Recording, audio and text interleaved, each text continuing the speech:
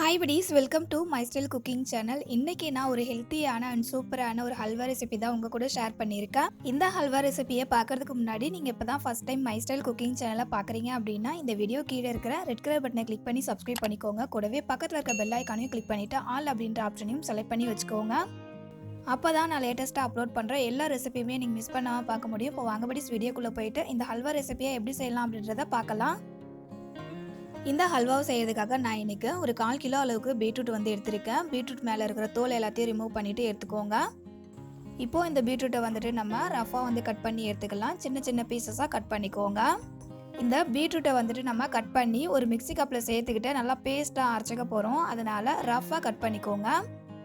பாருங்கள், பீட்ரூட்டை வந்துட்டு இந்த அளவுக்கு கட் பண்ணிக்கோங்க. இப்போ இதை வந்துட்டு நம்ம ஒரு மிக்ஸி கப்புக்கு மாற்றிக்கலாம்.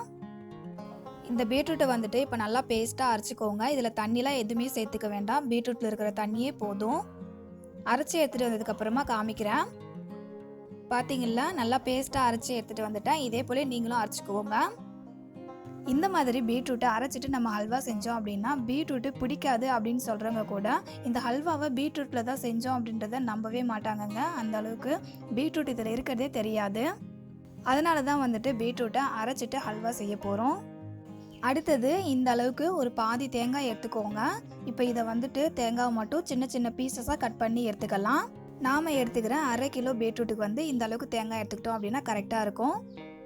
இப்போது கட் பண்ண தேங்காய் எல்லாத்தையுமே ஒரு மிக்ஸி கப்பில் மாற்றிக்கிட்டு அது கூட ஒரு 4 ஏலக்காய் சேர்த்துக்கோங்க. தேங்காய் பால் எடுக்கிறதுக்காக நம்ம இந்த மாதிரி தேங்காய் அரைச்சிக்கும் போது இதில் ஏலக்காய் சேர்த்து நம்ம அரைச்சி எடுத்துக்கிட்டோம் அப்படின்னா அந்த தேங்காய் பாலோடைய வாசனை அவ்வளோ நல்லாயிருக்கும். அதை நம்ம டைரெக்டாக ஹல்வாவில் சேர்க்கும் போது அதோடைய ஃப்ளேவரும் டேஸ்ட்டும் இன்னுமே நல்லாயிருக்கும். இப்போது இந்த மிக்ஸி கப்பை நம்ம க்ளோஸ் பண்ணிவிட்டு இதை நல்லா அரைச்சி தேங்காய் பால் எடுத்துக்கலாம். தேங்காவை அரைச்சி எடுத்துகிட்டு வந்ததுக்கப்புறமா இந்த மாதிரி ஒரு ஜூஸ் ஃபில்டரில் தேங்காய் பாலை வடிகட்டி எடுத்துக்கோங்க. தேங்காவில் வந்துட்டு நம்ம ஃபஸ்ட்டு தேங்காய் பால் மட்டும்தான் எடுத்துக்க போகிறோம். ஃபஸ்ட்டு எடுக்கிறோம்ல தேங்காய் பால், அதுவே வந்துட்டு நமக்கு ஹல்வா செய்கிறதுக்கு கரெக்டாக இருக்குங்க. படி சம்மர் சீசன் வந்து ஸ்டார்ட் ஆகிடுச்சு இல்லை? இந்த மாதிரி சம்மர் சீசனில் வந்துட்டு நம்ம பாடியை ஹைட்ரேட்டடாக வச்சுக்கிறதுக்காக நாம் வந்துட்டு வாட்டர் கண்டென்ட் அதிகமாக இருக்கிற ஃபுட், அதுக்கப்புறம் வந்துட்டு நம்ம பாடியை குளிர்ச்சியாக வச்சுக்கக்கூடிய ஃபுட்டெல்லாம் நம்ம எடுத்துக்கிட்டோம் அப்படின்னா நம்ம பாடி வந்துட்டு ரொம்பவே ஹைட்ரேட்டடாக இருக்கும். அதுக்காக தான் இன்றைக்கி நான் உங்க கூட பீட்ரூட் ஹல்வா வந்து ஷேர் பண்ணியிருக்கேன். இந்த பீட்ரூட் வந்துட்டு நம்ம உடம்ப ரொம்பவே குளிர்ச்சியாக வச்சுக்கும். அதே போல் இதில் வந்துட்டு ஏகப்பட்ட சத்துக்கள் இருக்குது. நார்மலாக நம்ம பீட்ரூட்டை பொரியல் அப்படிலாம் வந்துட்டு பீட்ரூட் ரைஸ் செஞ்சு கொடுத்தோம் அப்படின்னா சாப்பிட்றதுக்கு ரொம்பவே கஷ்டப்படுவாங்க. அந்த மாதிரி பீட்ரூட்டே பிடிக்காதுன்னு சொல்கிறவங்க கூட இந்த மாதிரி நம்ம ஹல்வா செஞ்சு கொடுத்தோம் அப்படின்னா விரும்பி சாப்பிட ஆரம்பிச்சிடுவாங்க. தேங்காய் பால் வந்துட்டு ஃபில்டர் பண்ணி எடுத்தாச்சு. இந்த தேங்காய் பாலோடைய அளவு பார்த்தீங்கன்னா 400 ml அளவுக்கு இருக்கும். இது அப்படியே இருக்கட்டும். அடுத்தது நம்ம ஸ்டவ் ஆன் பண்ணிவிட்டு ஒரு கடாய் வச்சுக்கலாம். கடாய் சூடானதுக்கப்புறமா இதில் பட்டர் வந்து சேர்த்துக்கோங்க. சப்போஸ் பட்டர் இல்லை அப்படின்னா 2 டேபிள் ஸ்பூன் அளவுக்கு நெய் சேர்த்துக்கோங்க. பட்டர் மெல்ட் ஆகி வரட்டும், அது வரைக்கும் வெயிட் பண்ணிக்கலாம். பட்டர் மெல்ட் ஆனதுக்கப்புறமா நம்ம அரைச்சி வச்சுருக்க பீட்ரூட்டை கடாயில் சேர்த்துக்கலாம். பீட்ரூட்டை கடாயில் சேர்த்ததுக்கப்புறமா ஸ்டவ்வை வந்துட்டு மீடியம் ஃப்ளேமில் அப்படின்னா ஸ்லோ ஃப்ளேமில் வச்சுக்கிட்டு இந்த பீட்ரூட்டோடைய பச்சை வாசனை ஃபுல்லாக போகிற வரைக்கும் வதக்கி விட்டுக்கோங்க. இந்த பீட்ரூட்டை எந்த அளவுக்கு நம்ம வதக்கி எடுத்துக்கிறோமோ அந்த அளவுக்கு ஹல்வா வந்துட்டு டேஸ்ட்டாக வருங்க. இந்த பீட்ரூட் வதங்கிட்டு இருக்க டைமில் நம்ம கார்ன்ஃப்ளவரை கரைச்சி எடுத்துக்கலாம். அதுக்காக ஒரு பவுல் எடுத்துக்கோங்க. அதில் வந்துட்டு ஒரு 4 டேபிள் ஸ்பூன் அளவுக்கு கார்ன்ஃப்ளவர் சேர்த்துக்கோங்க. இதில் 1/4 கப் அளவுக்கு தண்ணி சேர்த்துக்கிட்டு கார்ன்ஃப்ளவரை வந்துட்டு கட்டிகள் இல்லாமல் கலந்து விட்டுக்கலாம். கார்ன்ஃப்ளவரை இதை போல் நல்லா கரைச்சதுக்கப்புறமா இதை அப்படியே வச்சுடுங்க. பீட்ரூட்டுமே நல்லா வதங்கி அதோடைய பச்சை வாசனை ஃபுல்லாக போயிடுச்சு. அதே போல் நம்ம பீட்ரூட்டை வதக்கி விடும்போதே வந்துட்டு பீட்ரூட் ஃபுல்லாக வந்து வெந்து வந்திருக்கும். பீட்ரூட் வெந்துருச்சா இல்லையான்னு செக் பண்ணிவிட்டு இதில் வந்துட்டு நம்ம அரைச்சி வச்சுருக்கோம்ல தேங்காய் பால், அதை வந்துட்டு சேர்த்துக்கிட்டு மிக்ஸ் பண்ணி விட்டுக்கலாம். தேங்காய் பாலை நல்லா மிக்ஸ் பண்ணி விட்டதுக்கப்புறமா இதை ஒரு 5 நிமிஷத்துக்கு அப்படியே விட்டுடுங்க. தேங்காய் பால் நல்லா கொதிச்சு வரட்டும். பாருங்கள், தேங்காய் பால் வந்து கொதிச்சு வந்திருக்குல்ல, இந்த அளவுக்கு கொதிச்சு வந்ததுக்கப்புறமா திரும்ப நம்ம நல்லா வந்து இதை கலந்து விட்டுக்கலாம். தேங்காய் பால் கொதிச்சு வந்ததுக்கப்புறமா இன்னும் ஒரு 5 நிமிஷத்துக்கு இதை குக் பண்ணிக்கலாம். இந்த மாதிரி பண்ணும்போது அந்த தேங்காய் பாலோடைய டேஸ்ட் வந்துட்டு பீட்ரூட்டில் நல்லா இறங்கி வரும். 5 நிமிஷம் ஆனதுக்கப்புறமா இதில் வந்துட்டு நம்ம கரைச்சி வச்சுருக்கோம்ல கார்ன்ஃப்ளவர், அதை வந்துட்டு ஒரு டைம் நல்லா மிக்ஸ் பண்ணிவிட்டு இதில் வந்துட்டு சேர்த்துக்கலாம். கார்ன்ஃப்ளவரை சேர்க்கும் போது ஸ்டவ்வை வந்துட்டு ஸ்லோ ஃப்ளேமில் வச்சுக்கிட்டு நல்லா வந்து கலந்து விட்டுக்கிட்டே இருங்க. ஒரு 3 நிமிஷத்துக்கு கலந்து விட்டுக்கிட்டோம் அப்படின்னா போதும். 3 நிமிஷத்துலேயே நமக்கு வந்து இந்த மாதிரி ஒரு டெக்ஸ்சருக்கு வந்துடும். கார்ன்ஃப்ளவரை சேர்த்து ஒரு 3 நிமிஷம் ஆனதுக்கு அப்புறமா இந்த ஹல்வாவில் வந்துட்டு நம்ம ஒரு 50 கிராம் அளவுக்கு சர்க்கரை வந்து சேர்த்துக்கலாம். சர்க்கரை இந்த அளவுக்கு சேர்த்துக்கிட்டோம் அப்படின்னாலே கரெக்டாக இருக்கும். சர்க்கரை சேர்த்துக்கிட்டு நல்லா மிக்ஸ் பண்ணி விட்டுக்கோங்க.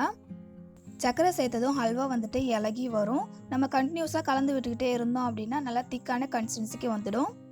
இந்த அளவுக்கு ஹல்வா நல்லா திக்காகி வந்ததுக்கப்புறமா இதில் 1 டேபிள் ஸ்பூன் அளவுக்கு நெய் சேர்த்துக்கிட்டு மிக்ஸ் பண்ணி விட்டுக்கலாம். நம்ம சேர்த்துக்கிட்ட நெய் ஃபுல்லாக அப்சார்ப் ஆகி வரட்டும். நெய் நல்லா உள்ளே அப்சார்ப் ஆகி வந்ததுக்கப்புறமா இன்னும் 1 டேபிள் ஸ்பூன் அளவுக்கு நெய் சேர்த்துக்கிட்டு இதுவும் நல்லா உள்ளே அப்சார்ப் ஆகி வர வரைக்கும் கலரி விட்டுக்கோங்க. நம்ம செகண்டாக சேர்த்துக்கிட்ட நெய்யுமே நல்லா அப்சார்ப் ஆகி வந்துடுச்சுல்ல. இப்போ லாஸ்ட்டாக 1 டேபிள் ஸ்பூன் அளவுக்கு நெய் சேர்த்துக்கிட்டு நல்லா மிக்ஸ் பண்ணி விட்டுக்கலாம். இந்த ஹல்வாவுக்கு வந்துட்டு டோட்டலாக 3 டேபிள் ஸ்பூன் அளவுக்கு நெய் சேர்த்துக்கிட்டோம் அப்படின்னாலே அதுவே கரெக்டாக இருக்குங்க. இந்த ஹல்வாவை சாப்பிடும்போது நம்ம சேர்த்துக்கிட்ட அந்த நெய்யோட ஃப்ளேவர் வந்துட்டு நல்லாவே தெரியும். ஹல்வா வந்துட்டு சூப்பராக ரெடி ஆகிடுச்சு. நம்ம எடுத்து விட்டோம் அப்படின்னா இந்த மாதிரி ரிப்பன் கன்சிஸ்டன்சிக்கு கீழே விழணும். இதுதான் வந்து கரெக்டான பக்குவம். ஃபைனலாக இதில் நம்ம சின்ன சின்னதாக கட் பண்ண பாதாம் வந்து சேர்த்துக்கலாம். நான் வந்துட்டு இன்றைக்கி பாதாம் பருப்பு மட்டும்தான் சேர்த்துருக்கேன். நட்ஸ் வந்துட்டு நம்மக்கிட்ட எந்த நட்ஸ் இருக்கோ அதை வந்துட்டு நம்ம சேர்த்துக்கலாம். இப்போ வந்துட்டு ஸ்டவ் ஆஃப் பண்ணிடலாம். அடுத்தது ரெடி பண்ண ஹல்வாவை நம்ம ஒரு ட்ரேயில் வந்து மாற்றிக்கலாம். நான் வந்துட்டு இன்றைக்கி கேக் ட்ரே தான் எடுத்திருக்கேன். அதில் வந்துட்டு வெள்ளை எள்ளு இருக்குல்ல அதை வந்துட்டு ஸ்ப்ரெட் பண்ணி விடுறேன். அடுத்தது அது மேலே வந்துட்டு நம்ம ரெடி பண்ணி வச்சுருக்கோம்ல ஹல்வா அதை வந்து ஊற்றிடலாம். ட்ரேவுக்கு பதிலாக நீங்கள் டிஃபன் பாக்ஸ் அப்படின்னா வீட்டில் இருக்கிற தட்டில் கூட இந்த மாதிரி நீங்கள் ஹல்வாவை ஊற்றிக்கலாம். ஹல்வாவை ட்ரேயில் மாற்றினதுக்கு அப்புறமா அது மேலே டெக்கரேட் பண்ணுறதுக்காக வெள்ளை எள்ளு வந்து கொஞ்சம் சேர்த்துருக்கேன். இப்போது ஹல்வா வந்துட்டு நல்லா சூடாக இருக்குது. இது சூடு வந்து கம்ப்ளீட்டாக ஆறணும். அது வரைக்கும் அப்படியே விட்டுடலாம். ஹல்வாவுடைய சூடு ஆறினதுக்கு அப்புறமா இந்த ஹல்வாவை வந்துட்டு நம்ம ஒரு பிளேட்டில் வந்து மாற்றிக்கலாம். இந்த ஹல்வாவை நம்ம வந்துட்டு கட் பண்ணிட்டு தான் சர்வ் பண்ணணும் அப்படின்றது இல்லை. இதை வந்துட்டு நம்ம ஸ்பூனால் எடுத்து சாப்பிட்ற போலவும் சர்வ் பண்ணிக்கலாம். நான் வந்துட்டு இன்றைக்கி 2 விதமாகவும் சர்வ் பண்ணியிருக்கேன். இப்போது இந்த ஹல்வாவை வந்துட்டு நம்ம ஒரு பிளேட்டுக்கு மாற்றிக்கலாம். பிளேட்டில் கேக் ட்ரேவை கவுத்தி விட்டதுக்கு அப்புறமா பின்னாடி வந்து இந்த மாதிரி தட்டி விட்டோம் அப்படின்னா ஈஸியாக வந்துடும். ஹல்வாவை இப்போ நம்ம கட் பண்ணிக்கலாம். கட் பண்ணும்போதே அந்த கத்தி வந்து எவ்வளோ ஒரு ஸ்மூத்தாக உள்ளே இறங்குது பாருங்கள். அதே மாதிரி கத்தியிலுமே வந்து கொஞ்சம் கூட ஒட்டவே ஒட்டாது. அவ்வளோதான் படிஸ். ரொம்பவே ஹெல்த்தியான அண்ட் சூப்பரான ஒரு டேஸ்ட்டில் பீட்ரூட்டை வச்சு ஒரு ஹல்வா ரெசிபி செய்து காமிச்சிருக்கேன். இந்த ரெசிபி உங்களுக்கு பிடிச்சிருந்தது அப்படின்னா இந்த வீடியோக்கு ஒரு லைக் பண்ணுங்கள். இந்த ஹெல்த்தியான பீட்ரூட் ஹல்வாவை நீங்களும் செய்து பார்த்துட்டு உங்களுடைய ஃபீட்பேக்கை கமெண்ட் பாக்ஸில் ஷேர் பண்ணுங்கள். இந்த ஹல்வா ரெசிபி வீடியோவை உங்கள் ஃப்ரெண்ட்ஸ் அண்ட் ஃபேமிலி மெம்பர்ஸ்க்கும் ஷேர் பண்ணி அவங்களையும் நம்ம சேனலுக்கு சப்போர்ட் பண்ண சொல்லுங்கள். படிஸ் நீங்களும் நம்ம சேனலை இன்னும் சப்ஸ்கிரைப் பண்ணலை அப்படின்னா ப்ளீஸ் படிஸ் சப்ஸ்கிரைப் பண்ணிக்கோங்க. இதே போல் ஒரு சூப்பரான அண்ட் டேஸ்டியான ஹெல்த்தியான ஒரு ரெசிபியோட நெக்ஸ்ட் வீடியோவில் மீட் பண்ணலாம் படிஸ். தேங்க்யூ ஃபார் யுவர் வாட்சிங்.